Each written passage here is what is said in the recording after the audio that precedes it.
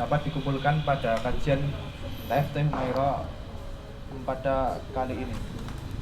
Lalu pas selawat serta salam kita aturkan pada junjungan kita, suri tauladan kita, Nabi besar Muhammad sallallahu alaihi wasallam, yang kita nantikan syafaatnya di yaumul qiyamah kelak. Amin ya rabbal alamin. Selamat sore sobat TFT semua. Kegantian. Selamat sore sobat TFT semua. Mesti pada kangen kan pada kajian TFT kita pada yang biasanya, yang online. Biasanya kan kita selenggarakan offline, tapi kebetulan karena pandemi ini ya kita hanya ke online. Dan untuk lebaran ini spesial kita bersama Gus Amin, ya, salah satu pembicara dari komunitas di Kota Solo, yaitu komunitas FAT ya, Sedulur Hijrah. Dan pada kali ini kita akan membahas tentang Al-Quran, tepatnya judulnya Ambillah Quranmu, Mari Mengaji Bersamaku. Judulnya itu terinspirasi dari meme-meme itu yang biasanya tulisannya kan, stop sedihmu kawan, ambil cangkulmu, mari mengedak semen bersama. Itu sebenarnya peringatan buat para kaum muda itu kebanyakan gaya tapi suruh kerja nggak mau. Ya mungkin nggak usah basa-basi, langsung aja ya. Sudah jam segini dah mau buka, kasihan. Dah ngelak, dah haus, dah langsung aja silakan. Bismillahi masyaallah, maka ni'matin faminallah. Bismillahi masyaallah, la yasuku khaira ilallah. Assalamualaikum warahmatullahi wabarakatuh. Waalaikumsalam warahmatullahi. Alhamdulillah, alhamdulillah ya haqqan hamdi, hamdan katsiran thayyiban mubarakan fih. Nahmaduhu wa nasta'inuhu wa nastahdih wa natubu ilaih wa la na'budu iyyah wa natawakkalu alaih.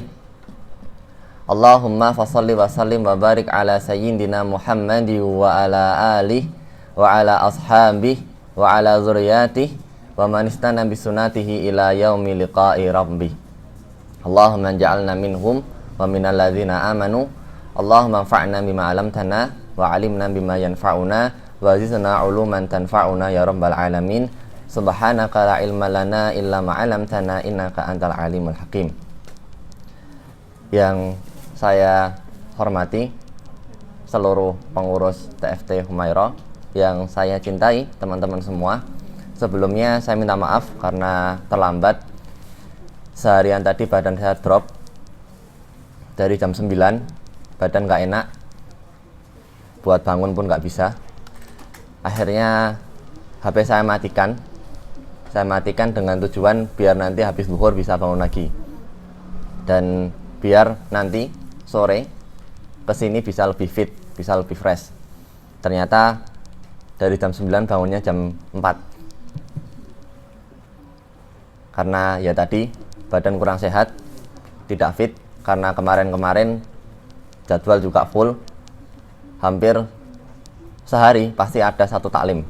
Bahkan kemarin ada 3 taklim. Kemarin hari Sabtu ya. Nah, Sabtu kemarin ada 3 taklim. Taklim hari sore itu ada 2 taklim, sama ada jadwal imam di salah satu masjid. Hari ini pun ada 2 taklim di sini, sama nanti pada Isya juga ada taklim. Nanti pun juga masih ada jadwal imam di salah satu masjid. Dan saya minta doanya buat teman-teman, semoga badan saya selalu sehat, disehatkan oleh Allah, dan semoga teman-teman gak ada perasaan ghil terhadap saya karena saya terlambat, gak ada perasaan sebel karena saya sudah minta maaf, dan semoga dimaafkan. Insyaallah. Insyaallah. Kalau ingat ya. Kalau ingat. Ya Allah. Ya. Alhamdulillah teman-teman semua, pada kesempatan kali ini Allah Subhanahu wa taala masih memberikan kita kesempatan, sehingga pada sore hari ini Allah masih memberikan kita sebuah nikmat, masih memberikan kita sebuah kesempatan melakukan sebuah ibadah, sebuah amalan yang nilainya cukup besar di mata Allah Subhanahu wa taala. Nilainya cukup besar di mata Allah Subhanahu wa taala. Apa amalan itu? Amalan itu adalah belajar. taklim. Rasulullah Shallallahu Alaihi Wasallam bersabda, inni bu'istu limu'alliman. Sesungguhnya aku ini diutus tidak lain tidak bukan hanya untuk menjadi seorang pengajar. Seorang pengajar. Artinya apa teman-teman?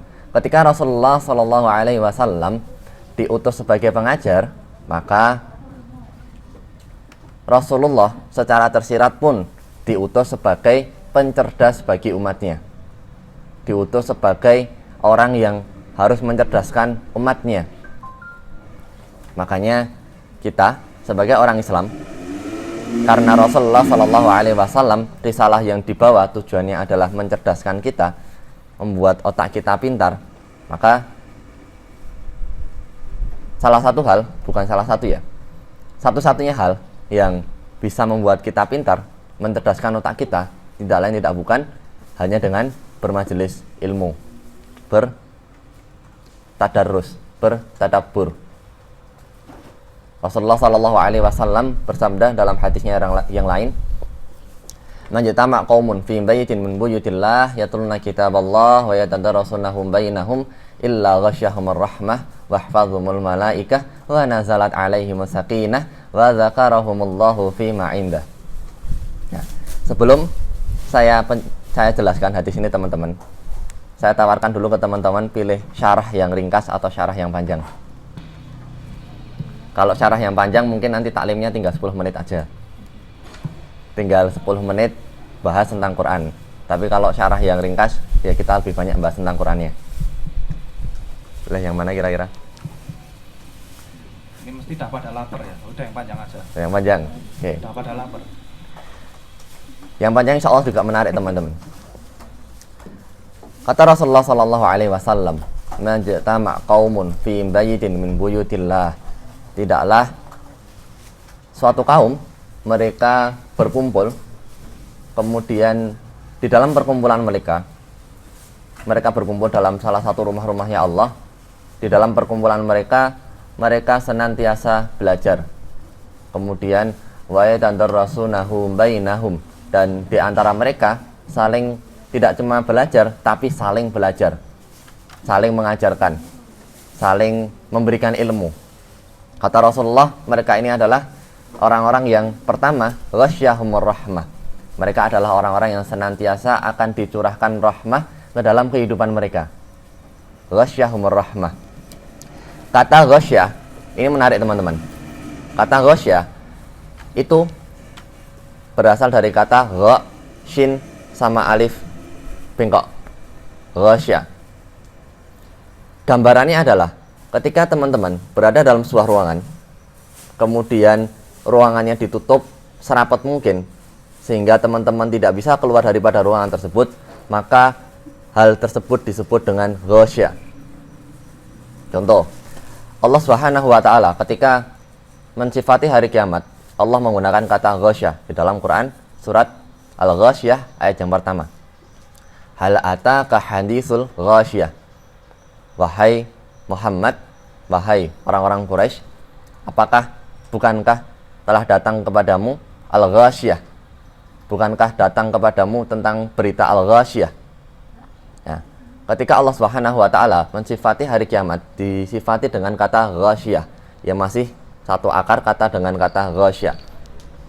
Kenapa hari kiamat disifati sebagai Al-Ghasyiyah?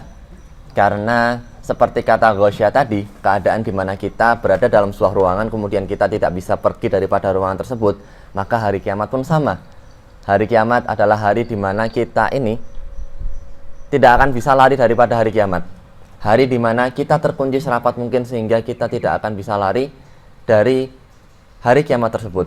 Kita tidak akan bisa pergi daripada hari kiamat tersebut. Kita tidak akan bisa pergi keluar daripada hari kiamat tersebut.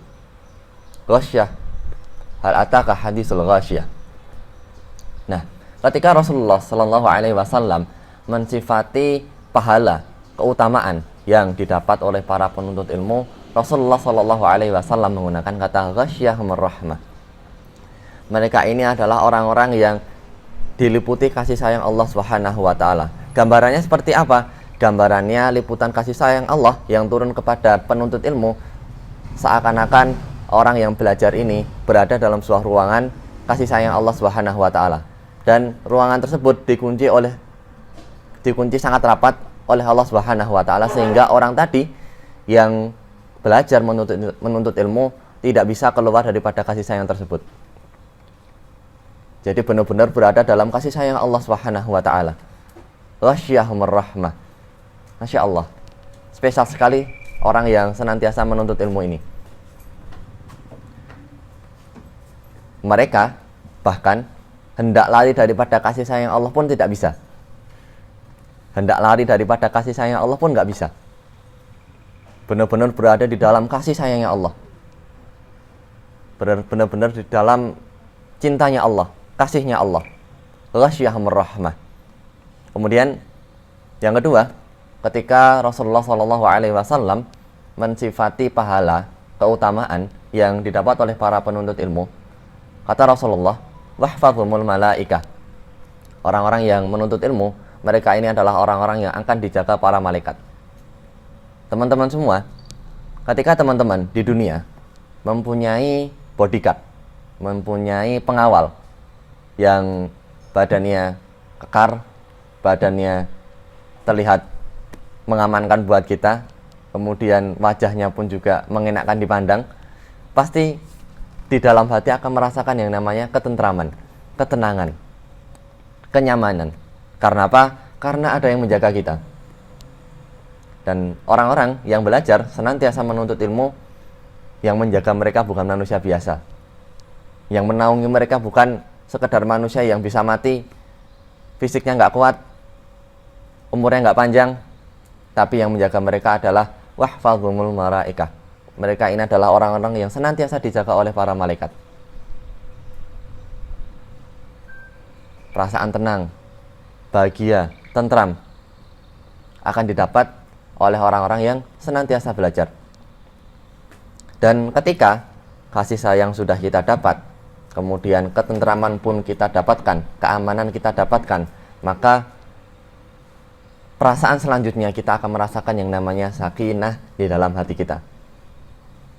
Makanya hadis Rasulullah SAW selanjutnya ketika menjelaskan keutamaan penuntut ilmu, Rasulullah SAW menyebutkan wa nazalat alaihimus sakinah, dan Allah akan turunkan perasaan sakinah ke dalam hati mereka. Insya Allah ini. Biasanya kata sakinah dipakai untuk menjelaskan atau untuk mendoakan teman kita yang sudah menikah. Semoga sakinah, mawadah, warahmah ya. Pokoknya kata sakinah biasa kita pakai untuk menjelaskan ya pokoknya kehidupan berumah tangga. Tapi kenapa Rasulullah SAW menyebutkan kata sakinah untuk menjelaskan keutamaan para penuntut ilmu? Jadi gini teman-teman, kalau kita lihat di dalam sebuah kehidupan berkeluarga, tujuan paling tinggi di dalam kehidupan berkeluarga adalah rasa sakinah. Rasa sakinah, perasaan sakinah. Sakinah itu kalau kita gambarkan, ya kalau istri punya suami yang benar-benar dia idam-idamkan, ideal buat dia. Kalau kalau suami punya istri yang ideal buat dia. Kemudian nanti kalau mereka berdua punya anak yang nurut sama mereka berdua. Ini namanya perasaan sakinah. Kalau adik-adik, nah teman-teman, nggak ada gambaran perasaan sakinah itu seperti apa? Coba tanya sama senior kalian di sini. Ketika merasakan sakinah, seberapa bahagia mereka? Perasaan sakinah ini adalah bahagia yang tidak akan pernah bisa terbayangkan. Tidak akan pernah bisa terbayangkan. Sakinah. Pasti ketika orang mendapatkan sakinah dalam keluarganya, pasti mereka seneng banget, bahagia banget. Nah, ketika Rasulullah SAW mensifati keutamaan para penuntut ilmu, Rasulullah SAW mengatakan wa nazalat alaihimus sakinah. Allah akan turunkan perasaan sakinah ke dalam hati mereka. Kenapa? Karena orang-orang yang senantiasa belajar menuntut ilmu, mereka akan mendapatkan perasaan sakinah sama seperti ketika teman-teman nanti kalau menikah mendapatkan perasaan sakinah karena mendapatkan pasangan yang ideal menurut teman-teman. Jadi para penuntut ilmu, mereka ini akan merasakan sakinah sebelum mereka menikah. Makanya saya kalau ditanya apakah sudah merasakan sakinah, maka jawab saya ya udah bahagia, udah seneng, walaupun saya belum menikah. Ini bukan promosi. Ya. Walaupun saya belum menikah, tapi perasaan sakinah sudah didapatkan, sudah ditemukan. Karena apa? Karena belajar, menuntut ilmu, akan merasakan ketenangan di dalam hati mereka. Wa nazalat alaihimus sakinah. Kemudian kata Rasulullah yang terakhir ketika menyebutkan keutamaan orang-orang yang menuntut ilmu, kata Rasulullah, wa zakarahumullahu fi ma indah. Insyaallah. Ketika kita, misal, saya sering contohkan begini.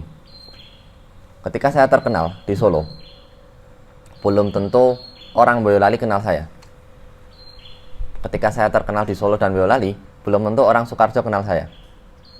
Ketika saya terkenal sekarisidenan Surakarta, belum tentu orang sekarisidenan Surakarta menganggap saya sebagai orang baik. Pun, kalaupun saya terkenal se-Indonesia, juga sama. Belum tentu orang se-Indonesia mengatakan saya bahwa saya adalah orang baik. Namun, ketika Allah Subhanahu wa taala sudah mengatakan wa zakarahumullahu fi ma indah, Allah ketika menyebutkan kita di depan makhluk-makhluk mulia yang ada di sisinya, maka sudah bisa dipastikan bahwa di antara penduduk langit, di antara penduduk yang ada di sisi Allah Subhanahu wa taala, sudah bisa dipastikan semua penduduk langit pasti akan mengatakan kita ini adalah orang-orang yang baik. Wa zakarahumullahu fi ma indah. Namanya akan senantiasa disebut oleh Allah Subhanahu wa taala di depan makhluk-makhluk mulia yang ada di sisi Allah Subhanahu wa taala. Masya Allah. Kalau teman-teman yang masih muda pengen famous, pengen jadi selebgram, pengen jalur cepatnya ya lewat belajar, lewat menuntut ilmu. Kalau kita belajar, maka otomatis kita akan menjadi selebgram langit. Masya Allah. Biasanya kan anak muda pengennya terkenal, famous, dikenal banyak orang. Nah, kita bisa pakai jalur belajar. Kalaupun di dunia kita nggak terkenal, tapi di langit makhluk-makhluk mulia yang ada di sisi Allah Subhanahu wa taala semua mengenal kita. Kalau nggak percaya ya teman-teman habis ini belajar terus nanti mungkin diminta walaupun nggak boleh ya, minta disegerakan mati, terus kemudian nanti ketemu penduduk langit, tanya sama penduduk langit, nama saya disebut apa enggak. Kalau nggak percaya, cuman saya percaya sama hadis Rasulullah Shallallahu Alaihi Wasallam. Tapi tadi nggak boleh ya teman-teman, meminta mati, disegerakan mati itu nggak boleh. Keutamaan menuntut ilmu, diberikan kasih sayang oleh Allah Subhanahu wa taala, kemudian dijaga oleh para malaikat, kemudian diturunkan perasaan bahagia di dalam hatinya. Makanya kalau teman-teman galau baru diputusin pacar, belajar. Kalau galau baru ditolak doi, belajar. Buat doi kalian kecewa bahwa doi kalian pernah mutusin kalian. Kalau saya gitu. Kalau teman-teman punya pacar, kebetulan diputusin atau waktu deketin ditolak, ya teman-teman buat dia nyesel lewat jalur belajar. Buat teman-teman, buat mereka nyesel karena teman-teman punya ilmu yang luar biasa. Buat mereka nyesel karena setelah kalian berdua tidak bersama lagi, ternyata kalian ini jadi glow up, jadi lebih naik lagi. Wah, ini ternyata setelah putus kok jadi tambah alim. Wah, ternyata ini kok setelah putus jadi tambah pinter. Wah, saya kecewa kayaknya. Wa nazalat alaihimus sakinah. Allah turunkan perasaan tenang dalam hati mereka. Kemudian wa zakarahumullahu fi ma indah. Allah akan sebut namanya di depan makhluk-makhluk mulia yang ada di sisi Allah Subhanahu wa taala. Ini jam berapa, Mas? Jam 5 kurang 5. Nah, jam 5 kurang 5. Oke. Karena dalam mukadimah tidak afdal ketika tidak diawali dengan sholawat, maka kita sedikit bahas sholawat, kemudian sedikit bahas tentang Al-Quran, biar temanya juga kena. Salam dan sholawat kita aturkan kepada junjungan kita, uswatun hasanah kita, Nabi besar Muhammad sallallahu alaihi wasallam, yang mana dari sholawat yang kita sebutkan kepada beliau, kita mengharapkan syafaat beliau ketika nanti di padang mahsyar, ketika nanti kita bersama berkumpul kembali di padang mahsyarnya Allah Subhanahu wa taala. Rasulullah sallallahu alaihi wasallam menyebutkan bahwa man shalla alayya wahidatan sallallahu alaihi asyra. Barang siapa yang bersolawat kepada Rasulullah sallallahu alaihi wasallam satu kali saja, satu kali, tidak banyak-banyak,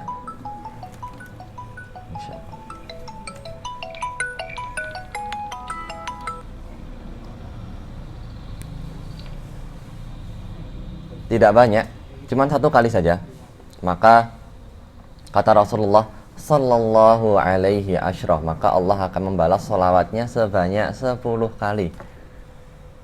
Dan kata para ulama, bentuk sholawat Allah kepada hambanya adalah diturunkannya rahmat ke dalam kehidupan kita, yang mana rahmat ini senantiasa kita minta dalam sholat kita. Rahmat ini juga senantiasa kita minta dalam setiap bacaan Quran kita. Rahmat ini juga senantiasa kita minta dalam setiap kita ketika memulai aktivitas.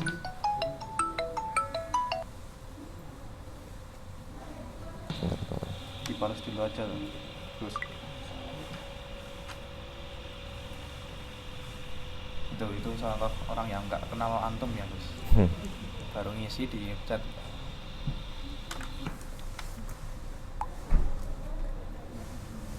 Nah, kata para ulama, bentuk sholawat Allah kepada hambanya adalah berbentuk rahmat, yang mana rahmat ini senantiasa kita minta dalam setiap sholat kita, dalam setiap bacaan Quran kita, melalui kalimat Bismillahirrahmanirrahim. Kata para ulama lagi, karena saya ketika menyampaikan sesuatu insya Allah nggak pernah ngarang, harus berlandaskan kata para ulama, jangan kata diri sendiri. Termasuk penjelasan tadi, penjelasan tentang keutamaan menuntut ilmu, itu pun juga kata ulama, bukan kata saya. Saya cuman kopas. Kata para ulama, ketika menjelaskan kalimat Bismillahirrahmanirrahim, huruf ba dalam kalimat Bismillahirrahmanirrahim ada dua makna. Yang pertama, makna liisti'anah, untuk meminta pertolongan. Kemudian yang kedua, li musahabah, makna yang digunakan untuk menunjukkan makna penyertaan, menunjukkan makna kebersamaan, menunjukkan makna minta untuk dibersamai. Maka ketika kita mengatakan Bismillahirrahmanirrahim, seakan-akan kita mengatakan, ya Allah. Yang pertama makna isti'anah, ya Allah, saya menghadap kepadamu ya Allah, saya sholat kepadamu ya Allah, saya membaca Al-Fatihah ini ya Allah, tidak lain tidak bukan karena hamba ini merupakan hamba yang lemah ya Allah, hamba yang gak bisa bergerak sendiri ya Allah, hamba yang butuh pertolongan Engkau ya Allah. Bismillah, hamba butuh pertolongan Engkau ya Allah, butuh Engkau ya Allah, hamba gak bisa sendiri ya Allah, maka ya Allah tolong bantu hamba ya Allah, maka ya Allah tolong temani hamba ya Allah, dengan segala cinta, dengan segala kasih, dengan segala sayang yang Engkau punya ya Allah. Bismillahirrahmanirrahim. Makanya ketika kita sholat, kalau kita paham makna dari Bismillahirrahmanirrahim, harusnya air mata itu menetes keluar melewati pipi kita. Harusnya huruf ba saja maknanya sedalam itu. Itu baru makna yang pertama, belum makna yang kedua. Makna yang kedua, makna li musahabah, makna yang dimana untuk menunjukkan makna penyertaan, kebersamaan.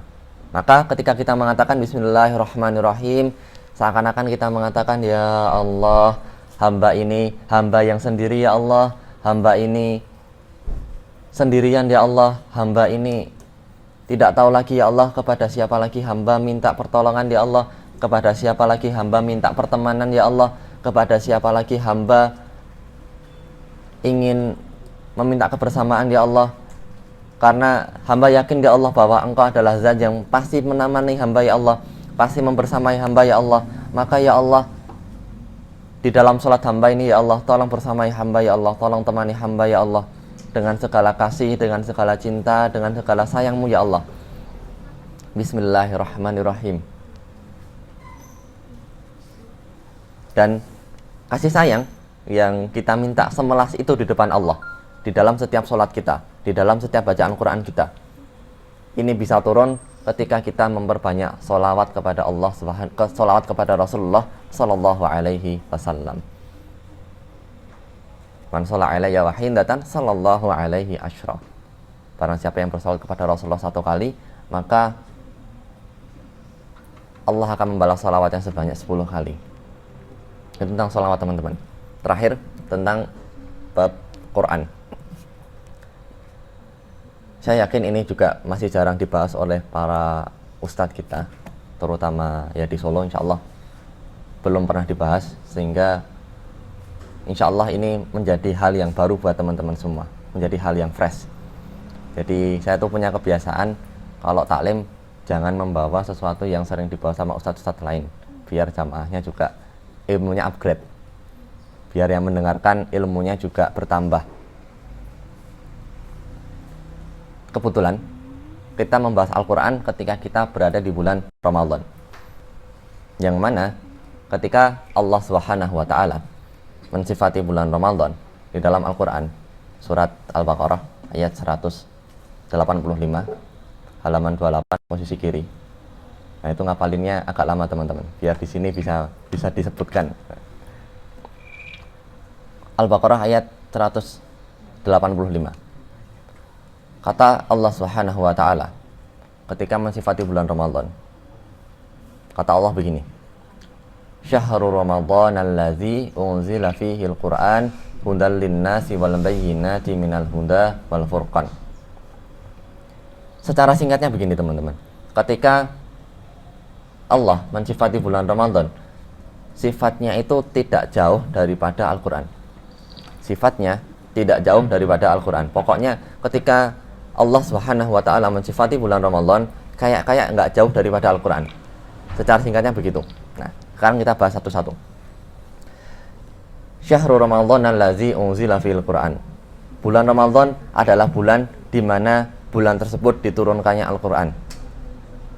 Kemudian ayat selanjutnya, Syahrul Ramadan unzila fil Qur'an hudal linnas, petunjuk bagi manusia. Sekarang saya tanya ke teman-teman, petunjuk bagi manusia itu Al-Quran atau bukan? Al-Quran juga kan? Hudal linnas wal bayyinati minal huda, dan penjelasan daripada petunjuk. Penjelasan daripada petunjuk itu Quran atau bukan? Quran lagi kan? Kemudian yang terakhir, wal furqan, pembeda antara yang baik dan buruk. Pembeda antara yang baik dan buruk itu Al-Quran atau bukan? Al-Quran lagi juga kan?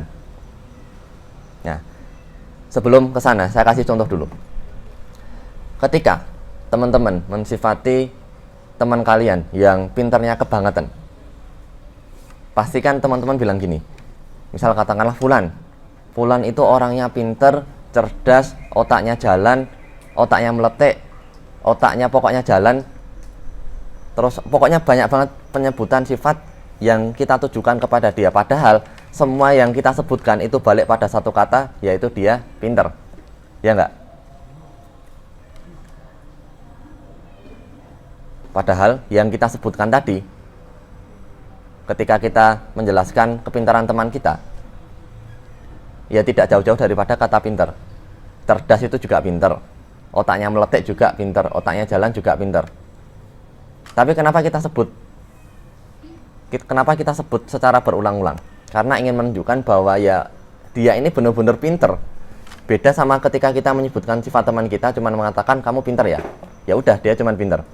Tapi kalau kita bilang kamu ini pinter, cerdas, otaknya jalan, itu menunjukkan bahwa kesangatan bahwa dia itu sangat pinter. Nah, balik ke ayat tadi.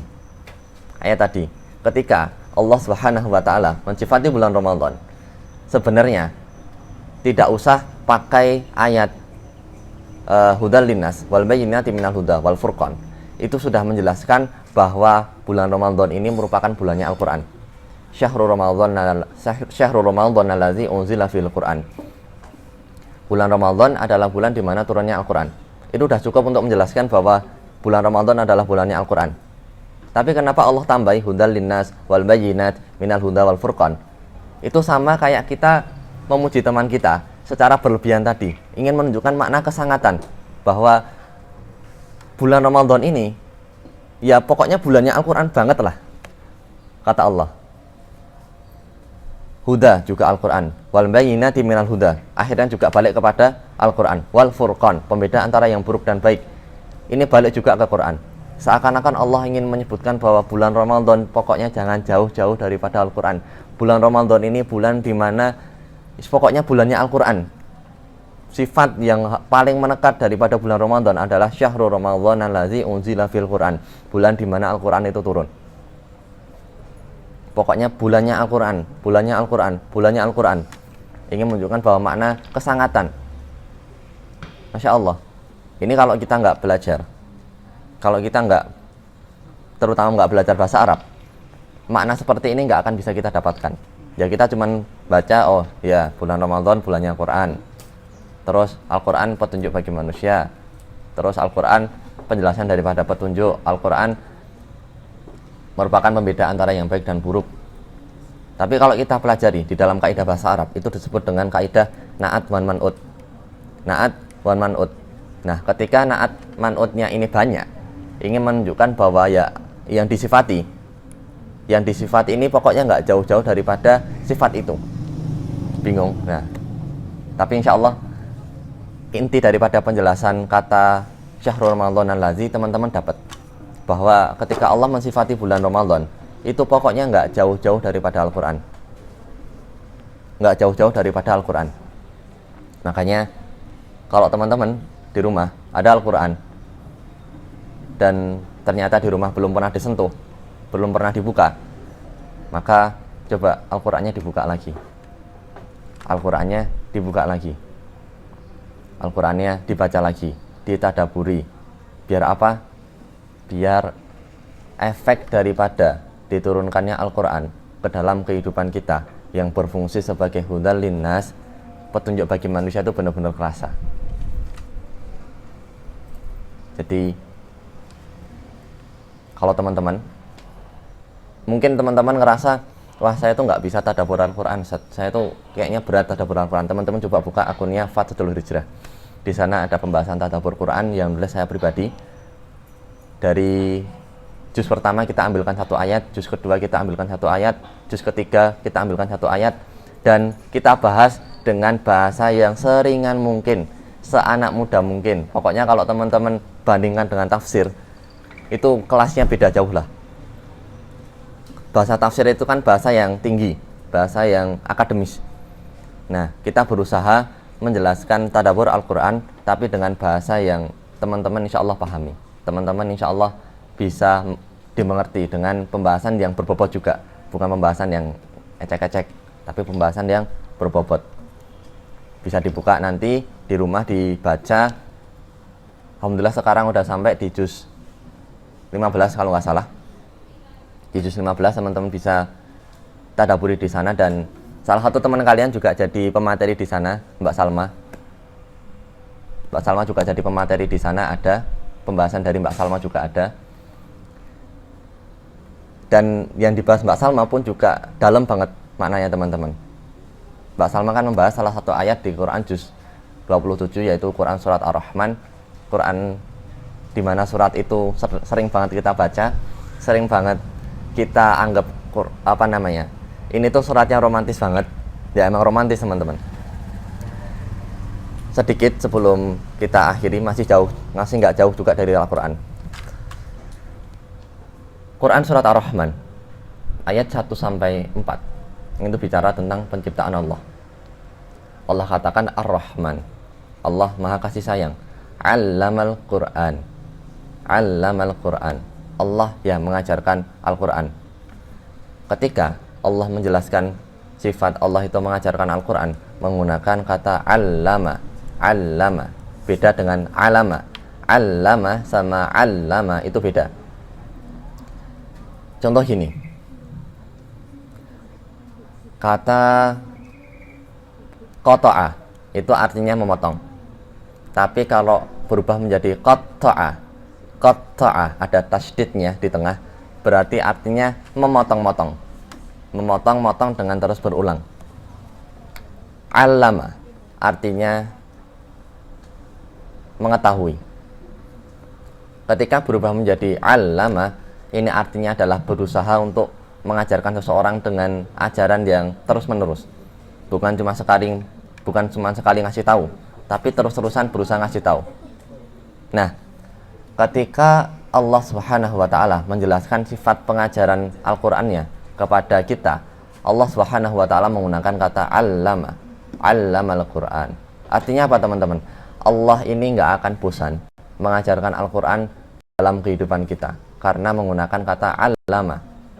Allama, bukan alama, tapi allama. Kemudian ketika Allah Subhanahu wa taala menjelaskan pengajarannya Al-Qur'an kepada kita, Allah menggunakan salah satu sifatnya yang sangat lembut, yaitu Ar-Rahman. Ar-Rahman. Bahwa ketika Allah mengajarkan Al-Qur'an ke dalam kehidupan kita, Allah menggunakan kata Rahmannya, Allah menggunakan sifat Rahmannya, Allah menggunakan sifat kasihnya, Allah menggunakan sifat sayangnya. Sangat lembut. Makanya kalaupun kita mau membawa ayat-ayat Allah, harusnya pun kita juga menggunakan cara yang sama, menggunakan manhaj yang sama. Allah saja ketika mengajarkan Al-Qur'an menggunakan sifat Ar-Rahman, yang maha kasih, yang maha sayang. Allamal Qur'an. Dia Ar-Rahman yang mengajarkan Al-Qur'an. Masa kita ketika membawa ayat Al-Qur'an ke teman-teman kita harus marah-marah? Kan enggak. Harusnya kan ya sama kayak Allah. Ketika Allah menjelaskan bahwa Allah itu seorang pengajar Al-Qur'an, Allah menggunakan kata Ar-Rahman. Harusnya pun sama ketika kita membawa ayat-ayatnya Allah, sifat Ar-Rahman ini jangan sampai kita tinggalkan. Jangan ketika kita menjelaskan Al-Qur'an kepada orang lain, kita marah-marah, wah antum, dengan segala kata-kata yang sangat menyakiti hati. Jangan sampai. Oleh karenanya, karena temanya tadi, ambil Qur'anmu, terus lalu membaca bersama. Nah, mari membaca bersamaku. Ketika teman-teman ngajak orang lain buat belajar Al-Qur'an, coba kita pakai cara yang paling baik biar teman-teman yang belum baca Al-Qur'an bisa balik sama kita, bisa ikut sama kita buat belajar Al-Qur'an lagi. Dengan cara yang terbaik, jangan emosi, jangan marah-marah. Karena Allah ketika mengajarkan Al-Qur'an menggunakan sifat Ar-Rahman. Dia yang maha penyayang, maha kasih. Mungkin itu teman-teman yang bisa saya bahas. Semoga yang sedikit ini bisa kita amalkan, bisa kita ilmui, bisa kita praktikkan dalam kehidupan sehari-hari, dalam kehidupan kita. Mungkin itu. Sebelum saya tutup, mungkin ada tanya jawab dulu atau gimana? Mungkin teman-teman di sini ada yang mau bertanya. Ayo, apa? Tanya apa?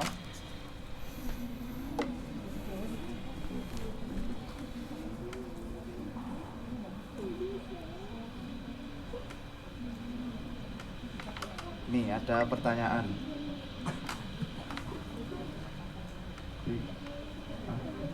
Kalau kita mendengar orang yang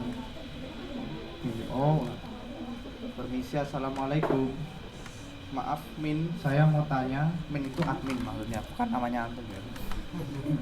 Kalau kita mendengar orang yang membaca Al-Qur'an, itu pahalanya sama dengan kita membaca.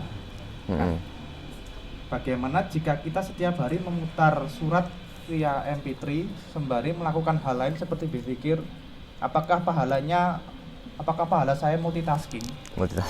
Atau banyak langsung terhitung bersamaan? Ya. Jadi dia sisi lain mendengar, sisi lain juga baca. Jadi melakukan banyak amalan sekaligus. Okay. Yang pertama, ada hadis dari Rasulullah SAW, Hadis ini ditulis di kitab Adabut Ta'lim wa Muta'alim.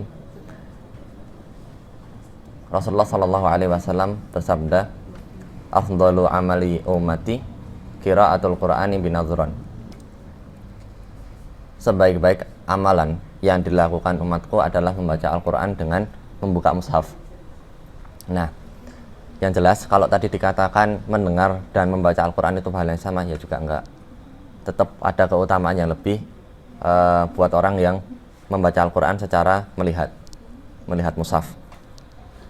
Itu yang pertama. Yang kedua, apakah ketika kita mendengarkan Al-Quran kemudian membaca Al-Quran mendapatkan pahala yang multitasking tadi atau pahala yang double-double? Jawabannya iya. Ketika kita mendengar lalu membaca pun kita juga akan mendapatkan pahala mendengar, pun juga kita akan mendapatkan pahala membaca. Jadi pahala yang kita dapat itu juga jadi double-double. Nah, ini pinter dia mengambil peluang dalam sebuah amalan. Kalau istilah saya ya ngecit amalan. Dia pinter. Justru orang-orang pintar seperti ini langka, karena dia bisa mengambil peluang gimana caranya amalan ini menjadi pahalanya double-double. Dia mendengar Al-Quran dengan seksama. Wa idza quri'a alaihimul Qur'anu, ketika dibacakan Al-Quran kepada kalian, angsitu, coba kalian perhatiin, wasma'u, dan coba kalian dengarkan. Artinya kan mendengarkan Al-Quran pun juga bisa jadi pahala untuk kita. Dan kalau kita sambil dengan membaca, ya berarti benar pahalanya insya Allah double-double. Pahala mendengar pun dapat, pahala membaca pun juga dapat. Mungkin itu. Ada yang lain? Semoga siapapun yang bertanya mendengar ya lewat live kami ya, Taklim 14. Berarti kayak itu ya kayak. Oh, ya. Kalau pakai headset sama Insya Allah. Sama, asalkan syarat yang tadi, angsitu lahu wasma'u. Perhatian kita penuh, jangan kita sambil dengan yang lain, kemudian kita dengarkan dengan seksama. Saya tuh gini, ada orang-orang yang mengharamkan musik, tapi dia memperlakukan Quran itu kayak musik. Paham nggak maksudnya? Dia mengharamkan musik, tapi dia memperlakukan Quran itu kayak musik. Kita mendengarkan musik kan kita sambil kayak buat makan, buat minum, terus kita sambil buat aktivitas yang lain, kan seperti itu. Nah, mereka kadang yang mengharamkan musik, kadang ada yang memperlakukan Al-Quran itu kayak musik. Ya ketika mereka mendengarkan Al-Quran itu mereka sambil dengan aktivitas lain, kemudian mereka sambil dengan aktivitas yang mungkin malah justru bertolak belakang daripada Al-Quran. Mereka sambil mungkin makan, minum, aktivitas lain. Ini kan nggak ada adabnya sama Al-Quran. Nah, baiknya ya ketika kita mendengar Al-Quran pun juga ansitulahu wasma'u. Kita perhatian penuh terhadap apa yang kita dengarkan, dan kita juga berusaha mendengarkan apa yang kita dengarkan. Ansitulahu wasma'u. Itu ada yang ya pokoknya syaratnya dua itu. Asalkan kita benar-benar mendengarkan apa yang kita dengarkan, insya Allah pahala mendengarkan pun juga akan kita dapat. Nih satu lagi nih, ini mesti jarang ada orang yang paham, orang yang tahu adabnya kita terhadap Al-Quran itu gimana sih? Kayak megangnya tangan apa, terus harus kayak gimana? Paling kadang itu ada orang-orang cuma dengerin Quran, cuma ambil Quran, tapi dia tuh kayak membawanya kayak mbak buku biasa. Ya itu loh, itu gimana sih yang betul? Ya, kalau kita bahas secara full, ini ada kitabnya sendiri, namanya Kitab At-Tibyan fi Adabil Halamatil Quran, karyanya Imam An-Nawawi. Kalau kita mau bahas full mungkin pertemuannya banyak, tapi secara singkat gini, yang jelas ketika kita berhadapan dengan mushaf, dengan Al-Quran, yang pertama Allah Subhanahu wa ta'ala berfirman, la yamassuhu illal mutahharun. Tidak ada yang bisa menyentuh Al-Quran kecuali dia dalam keadaan suci. Maka yang pertama ketika kita ingin membuka Al-Quran, membaca Al-Quran, disunahkan untuk wudhu. Adapun ulama yang mengatakan ada yang mengatakan bahwa kalau nggak suci nggak apa-apa, ini cuma sebagian kecil. Tapi jumhur mengatakan bahwa hampir ulama sepakat bahwa kalau kita mau baca Quran itu harus punya wudhu. La yamassuhu illal mutahharun. Quran surat Ar-Rahman. Itu yang pertama, punya wudhu. Yang kedua, ketika dibaca atau di qiraati, jangan sampai kita taruh kepada di lantai. Harus ada penyangganya. Makanya kalau kita lihat di masjid yang lama, itu bagus. Ada apa namanya? Mejanya itu apa namanya, lupa. Ada mejanya sendiri buat Al-Quran. Terus jangan sampai disejajarkan sama tanah. Jangan ditaruh sama tanah. Saya itu pernah, kesalahan saya. Ketika saya itu naruh Quran di tanah, langsung saya itu dimarahi habis-habisan sama guru saya. Itu sebenarnya nggak sengaja. Tapi ketahuan sama guru, melihat Al-Quran kok kamu ditaruh di tanah tanpa ada penyangga, tanpa ada apa-apa. Langsung saya tuh dimarahi habis-habisan. Kamu tuh nggak ada adabnya, bla bla bla. Padahal itu saya nggak sengaja mau nyari sesuatu di dalam tas, mengeluarkan Al-Quran, kemudian saya taruh di tanah. Niatnya mau saya masukkan kembali. Nah kebetulan guru saya lihat ternyata habis itu dimarahi habis-habisan.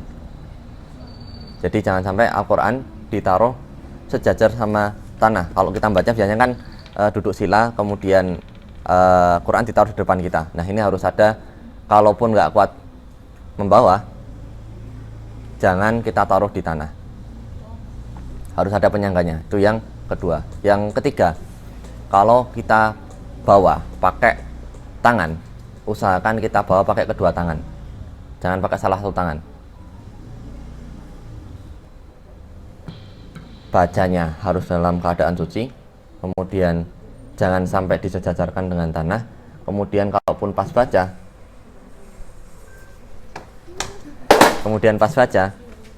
kalaupun dibawa, kita bawa pakai kedua tangan kita. Jangan salah satu tangan, jangan kiri atau kanan aja. Itu yang ketiga. Yang keempat, ketika dibawa, ini misal Quran teman-teman, jangan kita enteng-enteng seperti ini. Ini misal Quran, jangan kita enteng-enteng seenaknya sendiri gini, tapi kita bawa seperti ini.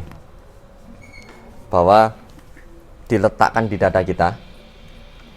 dada kita, kemudian dipegang seerat mungkin, jangan sampai jatuh. Kemudian pakai tangan kanan, jangan pakai tangan kiri. Itu adab paling enggak yang sering kita lupakan.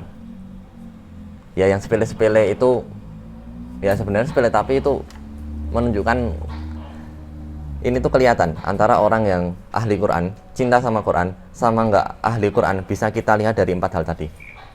Cara dia baca, kemudian cara meletakkannya, cara dia membawa ketika membaca, kemudian cara dia membawa Al-Quran ketika nggak dibaca. Nah, mungkin 4 hal itu yang paling urgent pada saat ini, yang sering kita temukan kesalahannya. Dah. Mungkin itu saja ya, udah paham semua mungkin. Buka jam berapa Kak?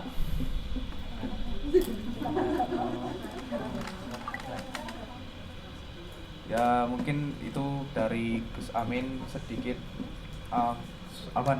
sedikit ilmunya ya tentang Al-Quran dan tentang sholawat ya sedikit. Mungkin ada pengumuman.